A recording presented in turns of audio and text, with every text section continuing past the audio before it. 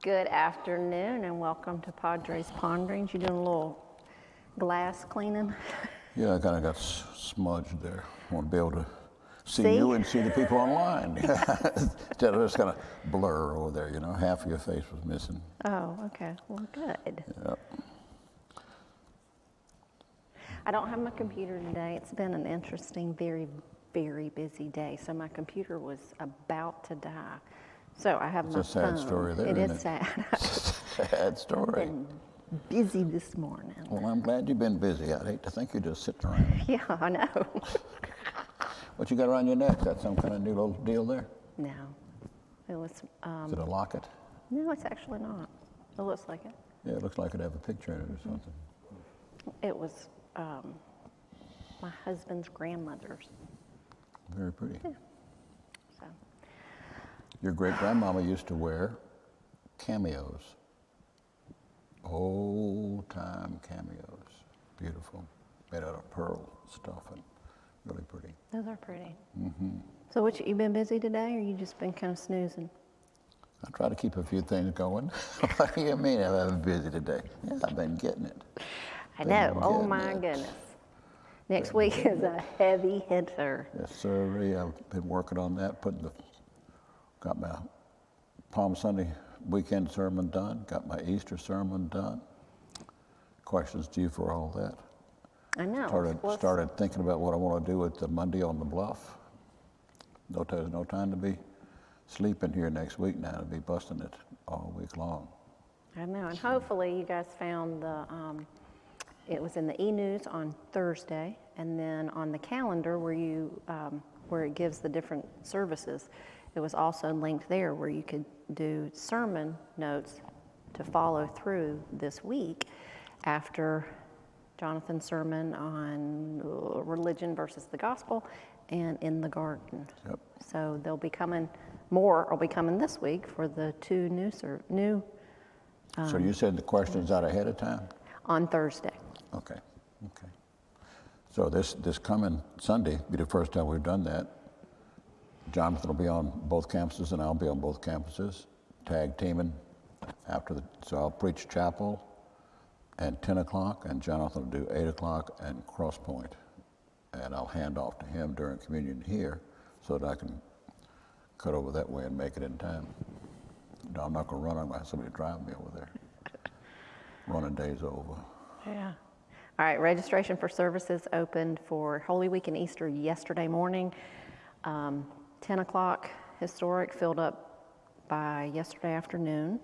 However, you can register for 5:28 or 8 o'clock. They'll be identical, almost, except for preaching is a little different, to the 10 o'clock. So if you didn't get your spot in the 10 o'clock, you still have the opportunity to go to 5:28 or 8, or you could do something different. And you could go to the chapel, has only 2 spots left. Wow. You could go to Cross Point, or you could also go to sunrise service. That's right. 6 o'clock. I forgot I'll be doing that one too. Yep. That's always a pretty service. But you can also register for all the Holy Week services too. So Monday on the Bluff. Noontime. That's always pretty. I love it. Yep, I like that service. It's a real simple, intimate kind of service there on the bluff looking over the May River. Yep, that's a good one. Morning prayer with Father Tom on Tuesday. Evening prayer with Pastor Tuesday at 9 Kevin. o'clock. Wednesday at 6 o'clock at Historic. Monday, Thursday at Historic at 7. Well, that's communion, no foot washing because of distancing. Yep. And Jonathan will be preaching there, and I'll be doing communion. Friday noon, Historic stations, and Traditional stations at noon on Historic. Here at 7 o'clock on Good Friday, online or in person. And that's the contemporary stations with readings. Yes. That'll be good too. Saturday 5:28, and then all of the Easter services too. So, but you can register today. Saturday 5:28, Sunday 8 and 10 on the Historic, and the chapel service will all be the same. Yeah. Brass and all that at all of them. So. Palm Sunday, you can register for that also. Great. So, yeah. Well, look what I brought. I brought show and tell today. Show and tell. Show and tell. Outside do, of my office, well, do tell. Yeah. No, do show. outside of my office at Cross Schools, there's a whole stack of these that showed up today from Miss Pam Donahue, who is the art teacher.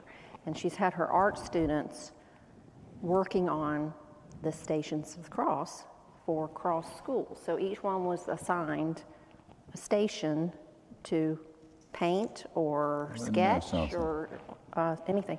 This one is by Ella Land and Kylie Folda. Folda, I think is what it is. They're in 7th grade. And this is Simon of Serene is Made to Bear the Cross. 5th station. That's the 5th station, and I grabbed the 11th station. This is, I think it's Alina Richard, and this is Jesus is Nailed to the Cross. So I don't know if you can see it, but it's beautiful. Oh, yeah. Can you zoom in on that up there, Jason? Pencil drawing. And that's the 11th station. So they've been working on that. I think he zoomed in. So that's really neat. So I think what they're going to do, I haven't heard the details from Pastor Kevin yet, but I think they're going to be set up around the outside of the school. And then they're off on Friday, but I guess they do it on Thursday. Each class will go through and have a little booklet, and they'll go to each station. That's great. Around the school. So very slick. yeah, they did a great job. So Pam's thank you to Cross Schools kids. Amen. Pam's a very gifted and talented person. Oh, she really is. And so are the children over there. Yeah. That's wonderful. So that's what's happening next week at Cross Schools for Holy Week. Typically, not typically, but it has lined up that have spring break some years for Holy Week, but not this year because we run it by the golf tournament. Just because that's how the schools have to run it, because the school buses and traffic on Hilton Head Yes, and school buses, 278. public school buses are used used to be used to transport fans. We hadn't heard about if they're going to have fans. Don't know. Or a limited number. I'm sure they'll have some people out there. Yeah. But that's what it has to go by because of traffic. You know, that's just the reality. So. You know what I was thinking about earlier? I don't know how long it's been. Maybe 20 years. And you did an Easter service. You can remember 20 years ago? Yeah. Our whole pew was crying. I remember my cousin was here visiting, and I was here visiting. I didn't live here. And I looked he was next to me. I looked over at him, and he's just like sobbing. And it was this story you told. So I want you to retell it, or the gist of it. You might not remember it exactly. I know that you've used it once, maybe twice before in Easter, and it's about an empty egg. Or did I just give away the punchline? You know, that's why I remember things. Not punchline, but yes, no, it was. That's why I remember things. People remember stories. They just remember stories. They don't always remember what the point of the whole thing, but they remember stories.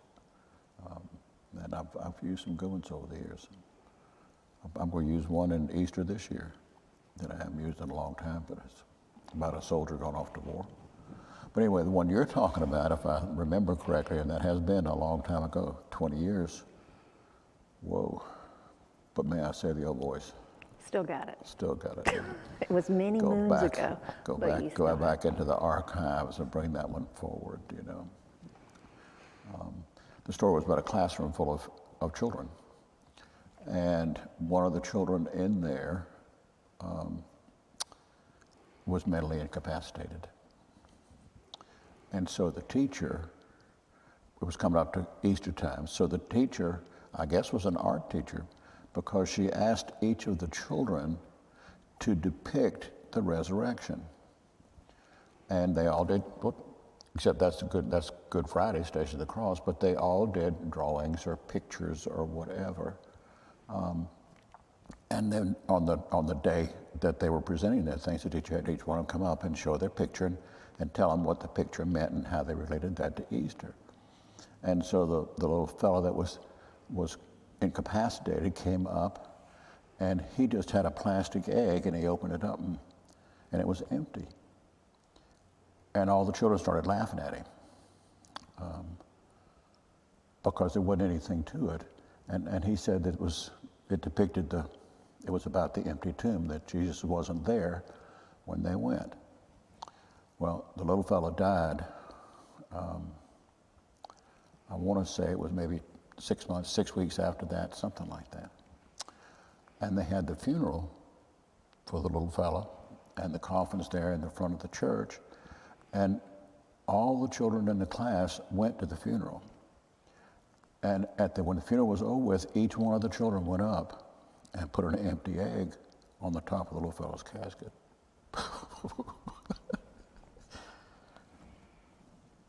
Like he wasn't there, and it's a very touching story, really is. That's the gist of it, but, But he got it.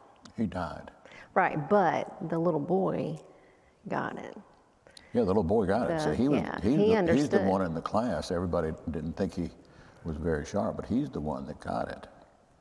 And then when he died, the children each one put an empty egg up there because they got it too, see. And they were saying he's not here, he's risen too. And that's the promise of Easter, of course. Yeah.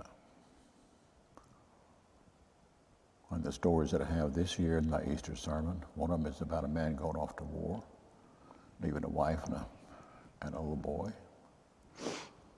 And then another one is from Ireland, and it's about a man and his wife and little girl, and the wife dies, and they're having to face the first night alone. So you might need your tissues, which is why, I don't know, at the historic campus, are the tissues in there? We might need to bring them back. We might need to bring them back for Easter. But those kinds of things are about, Jesus is alive, and what difference can he make in people's lives, and the promise that he's told his disciples. They didn't get it at the time, they were going away, and they didn't, but I'm coming back, and they didn't get all that.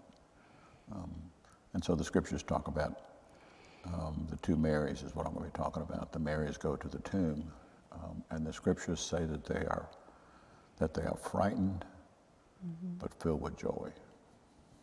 So I want to talk about those two words, fear and joy, when it comes to Easter and death. And we have too much fear and not enough joy, and it's pretty good.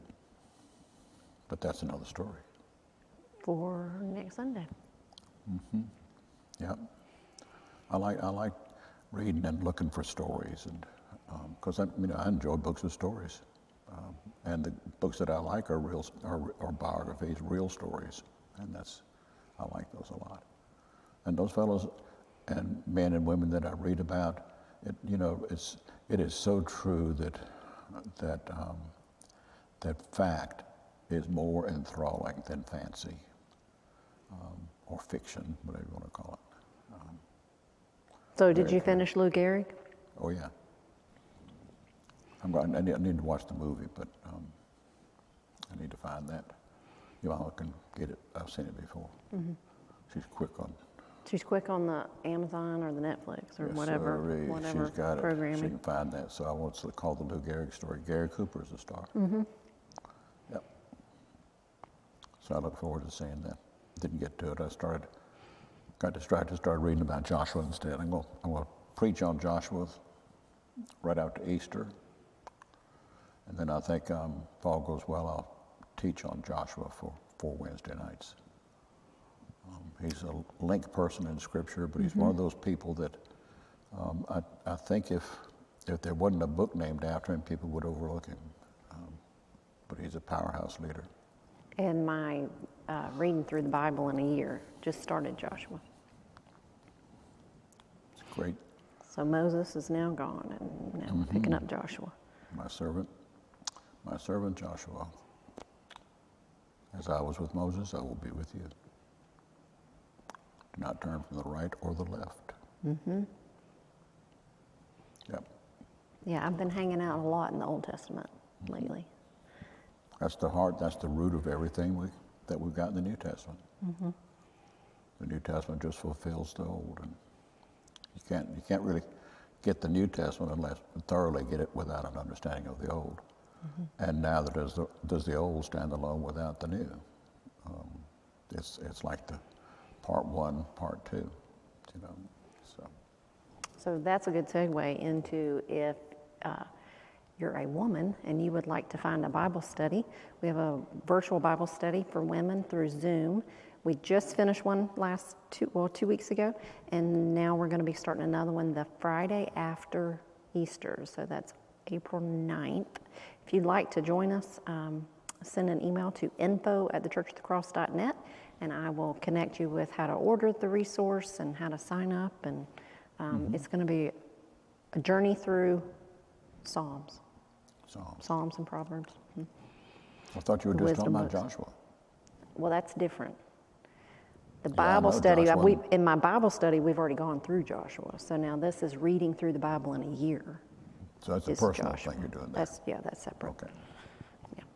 So technically, I probably would have already read through Joshua. Now this will be the second time because we just did it. But you could, you know. But you get something different every time. Oh yeah, it's like seeing a movie over and over again. The first time you're just caught with the totality of the thing, and, but then each time you watch it, okay, that you're not overwhelmed by that. Now you concentrate on smaller and smaller things. And directly you get down to the fact that, you know, some of this dialogue is pretty good. Right. You know, really is. And symbolism and all of that. Yeah. There's not many different stories in the movies, so that's kind of sad. Yeah, they recreate what's already been done. They can't come up with anything original. Oh yeah. Oh yeah. Some things don't need to be remade. Yeah. No, they haven't done a good Moby Dick since Gregory Peck. True. Did you see that version? Yes. Gregory Peck, Orson Welles. Sorry. Great book. Yeah. He's on that whale going like that, and his hands going. And all the other crew members have surrendered to that. They're captured by it too, and they're rowing those boats after him. Everybody that was against him and all that, they're going for it. They're going for it. Captured by it. Yep.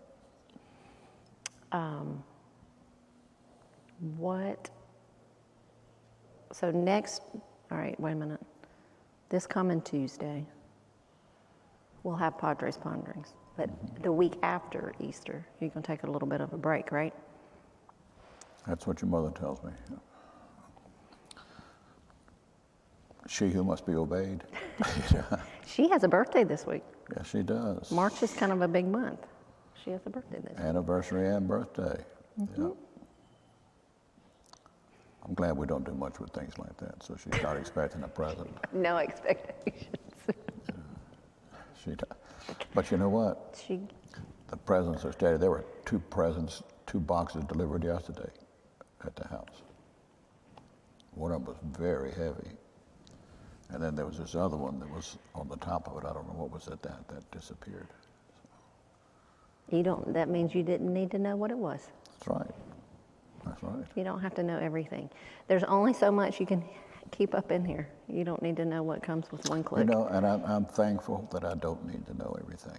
I really do, because I know a lot of people, a lot of fellas, and women too. Boy, they just feel like they have got to know everything. Everything. And like they're missing out on something. And I think they want to know everything because they think they can impact on everything, when really they can't impact on anything, but it just makes them feel good. You know?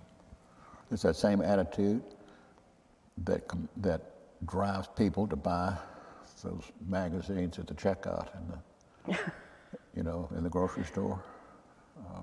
Like the Inquirer? Yeah, it's the picture Tabloids. the picture of the extraterrestrial person on the outside, and just had a baby with Priscilla Presley or something.